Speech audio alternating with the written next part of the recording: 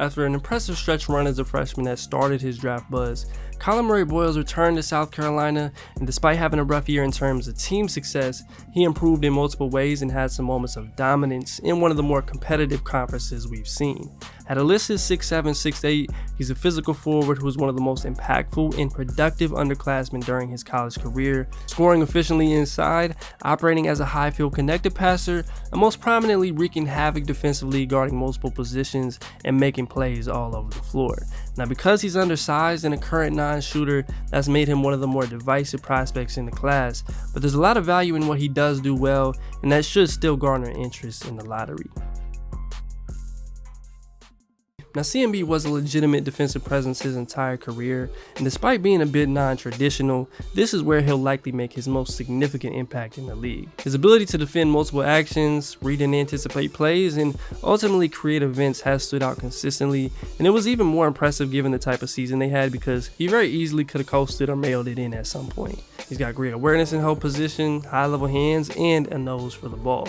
Now, he's not the most natural help-side shot blocker, though he is capable of doing some of that, and is probably a little better vertical athlete than you might expect, but where he really excels is in his positioning, being in the right spots as a low man or on side tags, or rotating over to deter guys from good looks and sometimes taking the charge.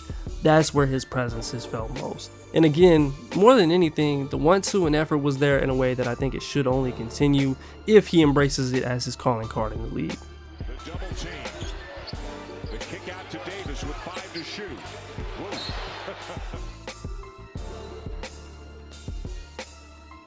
Good off his hand. Yeah, he's taking a huge stride this year. Best 3-point percentage on the team. That one swatted away by...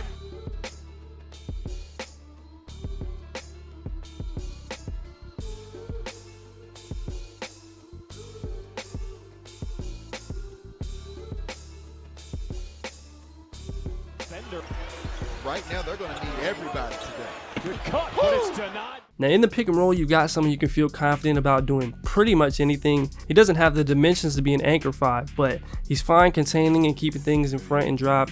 He can play to the level. They also hard hedged a ton, and I've seen very few execute and cover ground in the fashion that he did there. He can also switch and is someone I think you can feel good about containing creators. He's got quick feet and impressive ground contact for someone his size. He absorbs contact well and overall was rarely taken advantage of at this level. Now, he hasn't had full-time responsibilities matching up with more perimeter-oriented players, and I think that could be a bit of an adjustment for him, which we'll talk about a little bit more in detail later, but he has demonstrated that he can keep up, contain, and bother opponents on those switches to this point. 30 feet from the rim and on the shot clock for the Dogs. Blue's gonna have to go. Blue's got to get a clue. the point guard after the injury in January to Boogie Fland. His assists per game has gone up. His scoring per game has also gone up. He just hasn't been there, but when it is, well, you're seeing firsthand what this team is capable of on a night like tonight. Wagner strip. Brakefield trying to improvise. Back to Davis. He's got the left-hand dribble again. Fierce.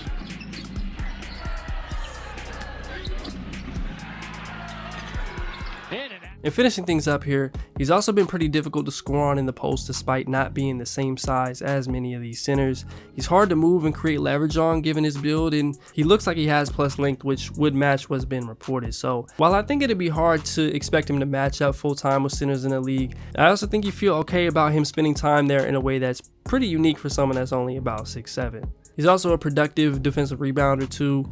That's not the sexiest thing to talk about, so it can fly under the radar, but with how spread out the game is today, it's as important as ever to finish possessions, and he's been among the leaders in defensive rebound percentage of anyone his size. So the overall combination of high field, ground coverage, physicality, and matchup versatility make him a pretty safe bet to make an impact defensively at the next level. Makes that shot. It's a crossover. Jalen Murray picks up the dribble, throws it up. Now, the offensive end is where things get a bit tougher to fully project, but there are still quite a few translatable skills and areas I think he'll be able to lean into more in the future. The physicality and touch around the rim show up consistently. I feel like I've previously underrated just how important taking contact, being the aggressor, and maintaining touch through that contact are, and those are all things that he has in abundance. He can operate as a play finisher, he's in the mid to high 60s at the rim, he can play out of the dunker or as a cutter, and though South Carolina didn't use him a ton as a screen and roller, he at least has the potential to do that more often as well. Now he's not a lob threat, but he had a good number of dunks, and it comes back to the physicality and touch being constant. Now that turnover total for the Dogs has gone up to a dozen. Very good stopping the ball and getting back in the paint, protecting the rim. Bounce pass, Murray Boyles, the reverse. Good help by Avicic to stop right on the baseline. Now Murray Boyles. Now he likely won't get a ton of opportunities to post up in the NBA, but he was very efficient there, averaging over a point per possession. He's looking to get to his left hand or right shoulder, and once he can create that contact, he's difficult to keep from getting a good look off, even if he's at a length disadvantage. So even with this likely being much lower volume in the future, he should be able to expose mismatches and score quickly in close using this skill set. He's also been a positive presence on the offensive glass throughout his career, which is always valuable, and he was especially good as a freshman when he was in more of that energy type of role. Way off on the three. Murray Boyles goes up. Oh, the steps back and fires for three. Collin Murray Boyles, offensive. Carolina giving it away 6 times. Right hand hit. Now the area that impressed me most this year was his improvement as a driver. It wasn't the more traditional variety of closeout attacks or true self-creation initiating offense, but on face-ups or DHOs or a few ISOs, he was a significantly bigger threat here in a way that kind of changed my perception of him as an offensive player. His handle is impressive for someone that size. He's got crossovers and in and outs to create an advantage. He does a good job of using his body and attacking with force, and even with more usage this year, it was usually within flow or at least in an effort to create it. Of course, more of this will get unlocked if he actually takes threes and can draw closeouts in the future, but his ability to handle it, be physical, and make sound decisions at full speed is definitely workable. So in the short term, keeps on DHOs, attacking true bigs when they're matched up on him, and eating up the space that they may give him is super realistic. And then in the future, earning more freedom, I think there could be more to tap into as a power creator, and best case maybe a hub or possible complementary piece to an offense. Dunkyard Dogs are at it again. They lost the handle against Butler. Wow, very impressed. 7-foot Butler getting on that perimeter. Murray Boyles off glass. Count it. Now the other part of his offense that might be the most important is his passing and overall feel for what's happening on the floor. He has all the tools to be a positive connected piece in the league, able to process things quickly and move the ball to the open man. Whether it's making plays out of the post or as a driver, he did a solid job of reading the defense and making skips to the corner or a couple passes on the interior to another big or a cutter. He also has a good habit of making one-mores, keeping things flowing, and he operates as a DHO ball handler pretty comfortably, and I think that could be a way you could maximize him early on.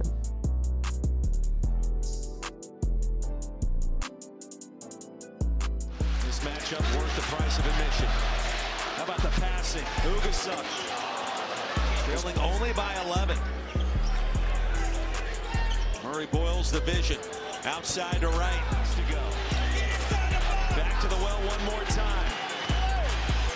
The bounce pass. Studi inside. I'd also comfortably bet he'll be a trusted short roll decision maker, especially if he plays with a creator or two that draws aggressive coverages to the ball. He's enough of a body as a screener to create an advantage there. He's also a driving threat, and he's done a good job reading the big to find a lob, the low man for a kick out in the corner, or wherever that rotation will be tested most. The tools to execute are there as he just gets more reps doing it. Now there was an adjustment for him in handling doubles and making plays off the live dribble that I think will need to progress. Granted, when he's playing in an NBA situation, it's going to look much different than it did for him this year, but there is still some room for growth. Some would also point to his assist to turnover ratio as an indicator that he's not that level of passer, but that improved over time, and the supporting cast factors in here in a way that I don't think it outweighs the tools and the upside. This is another person that's great. We've left the holiday season. I know it snowed here last night, right? Yes. But the holiday season is... Now for CMB, the improvement areas are pretty easy to point out. As we alluded to already, the 3-point shot is going to be important for maximizing his game and having an easier time finding a fit. Now there's certain situations where it could matter less, like if he's next to a scoring center that can exploit mismatches, thus making throwing a 5 on CMB less enticing. That's probably best case for him, but as a non-shooter, it becomes harder to stick on the floor if you can be schemed against in that way. And if you look around the league right now, teams are pretty commonly doing this to everyone from the Ben Simmons to a Josh Hart and even like Chris Dunn and Alex Caruso types. CMB took just 5 threes as a freshman. He came back and took just about 1 a game and has hovered around 70% from the line. So the expectation that he shoots it at a high clip at the NBA level doesn't really have a great base to stand on. Now looking at things optimistically, he does have pretty good touch around the rim. I don't dislike his mechanics, and I think he has good balance and footwork in those limited reps, though it'll all need to be a bit quicker. For reference, I think he's got better tools and indicators than someone like Jeremy Sochan as a prospect who has at least shot it in the league, even though it's not great yet, obviously. And for the most part, when you look at a lot of the guys in his general archetype in the league, he's at least on par or better than them from the free throw line. So for him, it's going to be about being in the right situation, taking more, and hopefully becoming someone that can make you pay for sagging off and playing certain coverages when he's involved. I think there is a world where he could be a mostly non-shooter and still make an impact on offense, but that then becomes reliant upon system and usage and starts creating an environment that he can survive in, which from an individual's perspective, you'd rather not be. So this is his biggest swing skill. It could potentially reshape who he is and immediately have him exceeding expectations, or be the reason he gets limited or becomes somewhat matchup based on offense.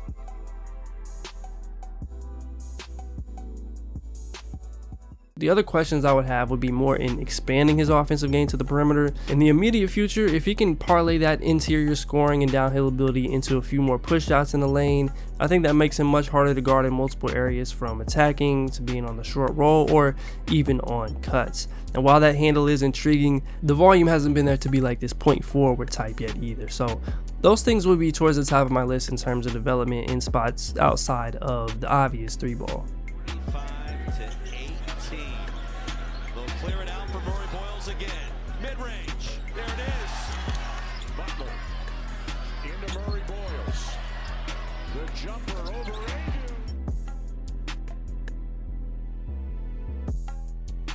Yes. You know, we talk about some formulas, and it just feels like He can also improve his right hand quite a bit, some in the handle, but particularly as a finisher.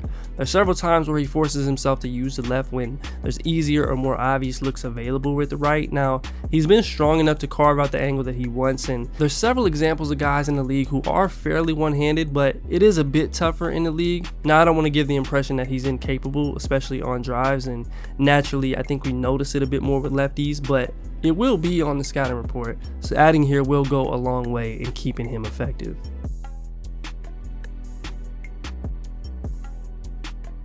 He's on the ball right now. Murray Boyles drive to the right hand. Now, we mentioned this a little bit earlier, but the only true defensive area I have any level of concern or questions about is his ability to take on wing responsibilities and match up with creators in the league. He checks out favorably in terms of versatility and switchability, but I do think things like screen navigation, knowing personnel enough to close gaps on contests, and knowing what he can get away with in terms of physicality in recovery and on closeouts is stuff I'd point to as the next step for him, because I think that's how he goes from a positive defender to great to ultimately all defense worthy. So he was far from taken advantage of consistently in space, but it is different when you have to match up with NBA wings or get matchup hunted, and having the somewhat limited reps there keep it one of the few areas I'd have as a point of emphasis. Now, CMB has been one of the tougher guys to get a complete read on the last couple years, but I've grown more confident in what he does do well. He'll likely serve as a play finisher with upside as a power creator and connected playmaker on offense, doing his share of work on dribble handoffs and things of that nature. Defensively, he'll primarily match up with 4s, but he's got the upside to spend some time on 3s and play some small ball 5 in the right situation or matchup, and he could be one of the more valuable pieces as a pick and roll defender. His overall outcome will be dependent on where the shooting goes and the situation that he's in, but anywhere from high level starter to maybe borderline all-star range to back end rotation Swiss Army knife is where I think it could play out. And with that in mind, CMB's draft range is somewhere between the top 7 to the late teens. I'll be on the higher end of that in terms of rankings, but he could have a fairly wide range. I love the idea of him in OKC's rotation. San Antonio could work really well next to Wemby, and in a perfect world where Philly is healthy, I love him there as long as they end up with their pick. And also, I would throw in teams like Chicago and maybe a Charlotte as intriguing landing spots as well. Now, in terms of comparisons, I think he has the potential to have a Thad Young type of impact. That's the one that's felt most attainable to me, but there is a world where he enters Millsap or Randall Light territory. Those guys became more legitimate shooters, but I think it's a possibility he could resemble that best case. And then I also think guys like Draymond and Aaron Gordon could be used as references for what it could look like too. Start as Millsap goes to a step back. It's our score. Millsap behind the back, give it to Jokic. Collin Murray Boyles' combination of two-way production, feel, and physicality is enough to feel good about buying into him in the lottery. And though there are concerns in the fact that he hasn't shot it yet and isn't quite big enough to be a 5, which could ultimately be detrimental to him delivering top 5 value, the rest is what I think should be valued in a contributor, even though he may not make the most traditional initial sense for everyone.